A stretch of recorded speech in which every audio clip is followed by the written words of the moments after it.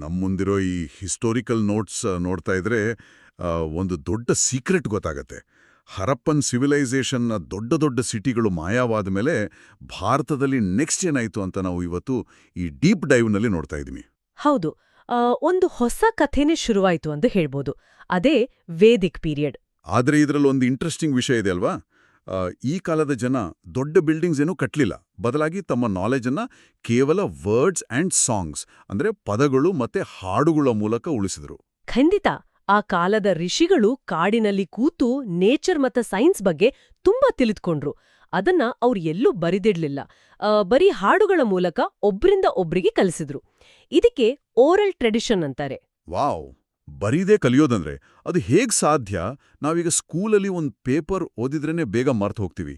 ಸಾವಿರಾರು ಹಾಡುಗಳನ್ನ ಬರೀದೇ ನೆನಪಿಟ್ಕೊಳ್ಳೋಕೆ ಹೇಗೆ ಸಾಧ್ಯವಾಯ್ತು? ಅದಕ್ಕೆ ಒಂದು ಅದ್ಭುತವಾದ ಟೆಕ್ನಿಕ್ ಇತ್ತು. ನಮ್ಮ ಅಜ್ಜಿ ತಾತ ದೇವಸ್ಥಾನದಲ್ಲಿ ಶ್ಲೋಕಗಳನ್ನ ಒಮ್ಮೆಯೂ ತಪ್ಪು ಮಾಡದೆ ರಾಗವಾಗಿ ಹೇಳ್ತಾರಲ್ವಾ? ಹೌದು, ಕರೆಕ್ಟ್. ಅದೇ ತರಹ ಅವರು ಆ ಹಿಮ್ಸ್ ಅಥವಾ ಪದ್ಯಗಳನ್ನ ಒಂಥರ ಮ್ಯೂಸಿಕ್ ತರ ಆ ಒಂದು ಪರ್ಫೆಕ್ಟ್ ರಿದಮ್ ಅಲ್ಲಿ ಸೆಟ್ ಮಾಡಿದ್ರು. ಮೆದುಳು ರಿದಮ್ ಅನ್ನ ಬಹಳ ಬೇಗ ಕ್ಯಾಚ್ ಮಾಡುತ್ತೆ. ಇವರಲ್ಲಿ ಪ್ರಮುಖವಾಗಿ 4 ವೇದಗಳಿವೆ. ಓಹೋ, ಅಂದ್ರೆ ರಿದಮ್ ಮೂಲಕ ಬ್ರೈನನ್ನೇ ಮೆಮರಿ ಕಾರ್ಡ್ ತರ ಯೂಸ್ ಮಾಡಿದ್ರು ಅಂತಾಯ್ತು. ಹಾಗಾದ್ರೆ ಆ 4 ವೇದಗಳು ಯಾವ್ಯಾವುದು? ಮೊದಲನೇದು ಋಗ್ವೇದ. ಇದು ಅತ್ಯಂತ ಹಳೆಯದು. ಇದರಲ್ಲಿ ಪ್ರಕೃತಿಯ ಬಗ್ಗೆ ಸುಂದರವಾದ ನೇಚರ್ ಹಿಮ್ಸ್ ಇವೆ. ಸೂಪರ್. ಉಳಿದ 3 ವೇದಗಳು ಕೂಡ ಇದೇ ತರ ಇದ್ವಾ? ಸ್ವಲ್ಪ ಡಿಫರೆಂಟ್. ಸಾಮವೇದ ಬಂದು ಈ ಹಿಮ್ಸ್ ಅನ್ನೇ ಸುಂದರವಾದ ಸಂಗೀತವಾಗಿ ಬದಲಾಯಿಸ್ತು. ಯಜುರ್ವೇದ ನಮ್ಗೆ ಪೂಜೆ ಅಥವಾ ರಿಚುವಲ್ಸ್ ಮಾಡೋ ರೂಲ್ಸ್ ಹೇಳ್ಕೊಡುತ್ತೆ.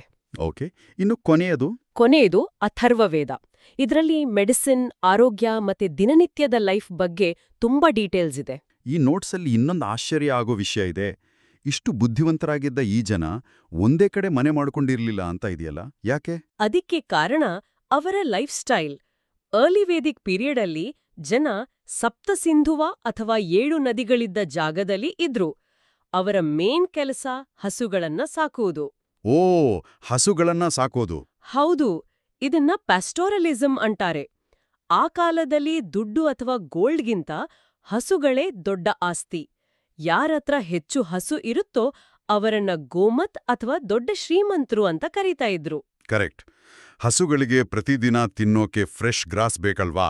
ಅದಕ್ಕೆ ಅವರು ಒಂದು ಕಡೆ ಹುಲ್ಲು ಮುಗಿದ ತಕ್ಷಣ ಇನ್ನೊಂದು ಜಾಗಕ್ಕೆ ಮೂವ್ ಆಗ್ತಾ ಇದ್ರು. ಎಕ್ಸಾಕ್ಟ್ಲಿ. ಮಣ್ಣಿನ ಬೋರ್ಡ್ಗಳ ಮೇಲೆ ಬರ್ಕೊಂಡು ಹೋದ್ರೆ ಮೂವ್ ಆಗುವಾಗ ಅದೆಲ್ಲ ಒಡೆದು ಹೋಗುತ್ತೆ ಅಥವಾ ತುಂಬಾ ವೇಟ್ ಆಗತ್ತೆ. ಅದಕ್ಕೆ ಅವರು ಎಲ್ಲವನ್ನೂ ಬ್ರೈನ್ನಲ್ಲೇ ಸೇವ್ ಮಾಡ್ಕೊಂಡ್ರು ಅಲ್ವಾ? ಹೌದು. ಇದು ತುಂಬಾ ಒಳ್ಳೆ ಪಾಯಿಂಟು. ಈ ಮೂವ್ಮೆಂಟಿಂದಾನೇ ಅವರ ಸೊಸೈಟಿ ಕೂಡ ಡಿವೈಡ್ ಆಗಿತ್ತು. ಒಂದು ಚಿಕ್ಕ ಫ್ಯಾಮಿಲಿಯನ್ನ ಕುಲ ಎನ್ನುತ್ತಿದ್ರು. ಓಕೆ, ಚಿಕ್ಕ ಫ್ಯಾಮಿಲಿ ಅಂದ್ರೆ ಕುಲ. ಹೌದು. ಕೆಲವು ಫ್ಯಾಮಿಲಿಗಳು ಸೇರಿ ವಿಶ್ ಆಗ್ತಿತ್ತು. ಮತ್ತೆ ದೊಡ್ಡ ಬುಡಕಟ್ಟು ಅಥವಾ ಗ್ರೂಪ್ ಅನ್ನ ಜನ ಅಂತ ಕರಿತಾ ಇದ್ರು. ವಿಶೇಷ ಏನಂದ್ರ ಈ ಸೊಸೈಟಿಯಲ್ಲಿ ಹೆಣ್ಣು ಮಕ್ಕಳಿಗೆ ತುಂಬಾ ಗೌರವ ಇತ್ತು. ಅವರು ಕೂಡ ವೇದಗಳನ್ನ ಕಲ್ತು ಡಿಸ್ಕಷನಲ್ಲಿ ಭಾಗವಹಿಸ್ತಾ ಇದ್ರು. ಇದು ತುಂಬಾ ಪ್ರೋಗ್ರೆಸಿವ್ ಆಗಿದೆ. ಆದ್ರೆ ಇವರನ್ನ ಕಂಟ್ರೋಲ್ ಮಾಡಕ್ಕೆ ಒಬ್ಬ ರಾಜ ಇರ್ಬೇಕಲ್ವಾ? ಆದ ದೊಡ್ಡ ಪ್ಯಾಲೇಸಲ್ಲಿ ಕೂತು ಆರ್ಡರ್ ಮಾಡ್ತಾ ಇದ್ನಾ? ಖಂಡಿತ ಇಲ್ಲ. ಆ ಕಾಲದ ರಾಜ ಒಂದು ತರಹದ ಕ್ಯಾಪ್ಟನ್ ಇದ್ದಂಗೆ. ಅವನ ಕೆಲ್ಸ ಜನರನ್ನೂ ಮತ್ತೆ ಮುಖ್ಯವಾಗಿ ಹಸುಗಳನ್ನೂ ಪ್ರೊಟೆಕ್ಟ್ ಮಾಡೋದು. ಓಹೋ, ಪ್ಯಾಲೇಸ್ ಇರ್ಲಿಲ್ವಾ? ಇಲ್ಲ. ಅವನು ಒಬ್ಬನೇ ಡಿಸಿಷನ್ ತಗೊಳ್ಳೋ ಹಾಗಿರ್ಲಿಲ್ಲ. ಹಿರಿಯರ ಒಂದು ಗ್ರೂಪ್ ಇತ್ತು. ಅದನ್ನ ಸಭಾ ಅಂತ ಇದ್ರು. ಮತ್ತೆ ಎಲ್ಲಾ ಜನರ ಒಂದು ದೊಡ್ಡ ಗ್ರೂಪ್ ಅನ್ನು ಸಮಿತಿ ಅಂತ ಕರಿತಾ ಇದ್ರು. ಎಲ್ರೂ ಮರದ ಕೆಳಗಡೆ ಕೂತು ಒಟ್ಟಿಗೆ ಡಿಸ್ಕಸ್ ಮಾಡಿ ತೀರ್ಮಾನ ಮಾಡ್ತಾ ಇದ್ರು. ಇದಕ್ಕೆ ಟ್ರೈಬಲ್ ಪಾಲಿಟಿ ಅಂತಾರೆ. ವಾವ್! ಪ್ರಜಾಪ್ರಭುತ್ವದ ಮೊದಲ ರೂಪ ಅನ್ಬೋದು. ಎಲ್ರೂ ಮರದ ಕಲ್ಗೆ ಸೇರಿ ಡಿಸಿಷನ್ ತಗೋತಾ ಇದ್ರು ಅನ್ನೋದು ಕೇಳೋಕೆ ತುಂಬಾ ಚೆನ್ನಾಗಿದೆ. ಹಾಗಾದ್ರೆ ಈ ಮೂವಿಂಗ್ ಲೈಫ್ ಸ್ಟೈಲ್ ಕೊನೆ ಆಗಿದ್ಯಾವಾಗ? ಲೇಟರ್ ವೇದಿಕ್ ಪೀರಿಯಡ್ ಶುರುವಾದಾಗ ಜನ ಗಂಗಾ ರಿವರ್ ಕಡೆಗೆ ಬಂದ್ರು. ಅವರ ಕೈಗೆ ಕಬ್ಬಿಣ ಅಂದ್ರೆ ಐರನ್ ಸಿಕ್ತು. ಓಹೋ, ಐರನ್ ಟೂಲ್ಸ್. ಹೌದು. ಐರನ್ ಟೂಲ್ಸಿಂದ ಅಗ್ರಿಕಲ್ಚರ್ ಅಂದ್ರೆ ವ್ಯವಸಾಯ ಶುರು ಮಾಡಿದ್ರು. ಕೃಷಿ ಮಾಡಕ್ಕೆ ಶುರು ಮಾಡಿದ ಮೇಲೆ ಬೆಳೆ ನೋಡ್ಕೊಳ್ಳೋಕೆ ಒಂದೇ ಕಡೆ ಉಳಿಬೇಕಾಯ್ತು. ಹೀಗೆ ದೊಡ್ಡ ದೊಡ್ಡ ಊರುಗಳು ಹುಟ್ಕೊಂಡು ಅಲೆಮಾರಿಗಳಾಗಿ ಶುರುವಾಗಿ ಕೃಷಿ ಮಾಡಿ ಒಂದೇ ಕಡೆ ಸೆಟ್ಲ್ ಆದ್ರೂ ಆ ಕಾಲದ ಓರಲ್ ಟ್ರೆಡಿಷನ್ ಮತ್ತು ಪ್ರಕೃತಿಯ ಮೇಲಿನ ಗೌರವ ಇವತ್ತಿಗೂ ನಮ್ಮ ಸಂಸ್ಕೃತಿಯ ಬೇಸಿಕ್ ಫೌಂಡೇಶನ್ ಆಗಿದೆ. ಹೌದು, ಖಂಡಿತ.